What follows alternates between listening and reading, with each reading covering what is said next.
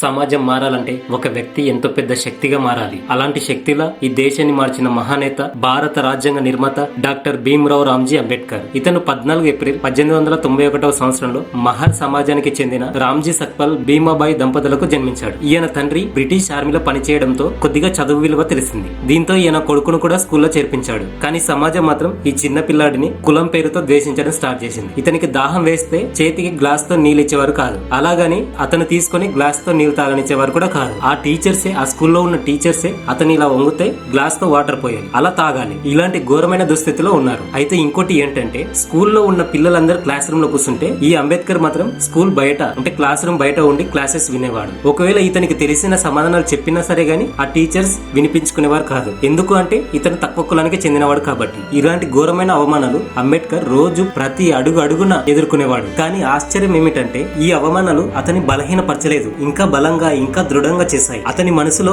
ఒకే మాట మళ్ళీ మళ్ళీ అతనికి వినిపించేది: జ్ఞానం ఉన్నవాడిని ఎవరు ఆపలేరు, విద్యే నాకు ఆయుధం అని రోజు అనుకునేవాడు. తన చదువుపై చూపిన అసాధారణ ప్రతిభను అతని గురువులు, అధికారులు గౌరవించేట్టు చేసింది. కానీ సమాజం మాత్రం అతని ప్రతిభను కులం అనే అజ్ఞానంతో కప్పడానికి ప్రయత్నించింది. అయినా భీమ్రావ్ ఆగలేదు. దారిద్ర్యం, వివక్ష, అవమానం ఏ అడ్డంకి కూడా అతని లక్ష్యాలను దెబ్బతీయలేదు. అలా కష్టాలతో నిండిన చిన్ననాటి జీవితం అతనిలో ఒక అద్భుతమైన విప్లవకారుడిని తయారు చేసింది. చిన్నప్పటి నుంచి ఎదురైన అన్యాయం, వివక్ష, అవమానం భీమ్రావ్ అంబేద్కర్ ని కుంగదీసే బదులు విద్య అంటే ఏమిటో చూపించాలన్న కసి ఎక్కువగా పెరిగింది. భీమ్రావ్ ఇంట్లో పరిస్థితి బాలేకపోయినా అతని ప్రతిభను గమనించిన గురువులు, అధికారులు ఈ పిల్లాడు దేశాన్ని మార్చే శక్తి ఉన్నవాడని గుర్తించారు. అప్పుడే అతని జీవితాన్ని శాశ్వతంగా మార్చేసే సంఘటన జరిగింది. అది ఏంటి అంటే, బరోడా మహారాజ్ గైక్వాడ్ అంబేద్కర్ ఉన్నత విద్య కోసం స్కాలర్షిప్ ఇస్తానని ముందుకు వచ్చి ఇచ్చాడు. ఇది ఒక సాధారణ అవకాశం కాదు. అంబేద్కర్ కోసం చీకటి జీవితంలో ఒక వెలుగుని తీసుకువచ్చిన కిరణం. 1913లో సముద్రం దాటిన భారతీయులు అప్పట్లో చాలా అరుదు. కానీ అంబేద్కర్ తన భవిష్యత్తును, సమాజ భవిష్యత్తును అన్నిటిని ఊహిస్తూ అమెరికా చేరుకున్నాడు.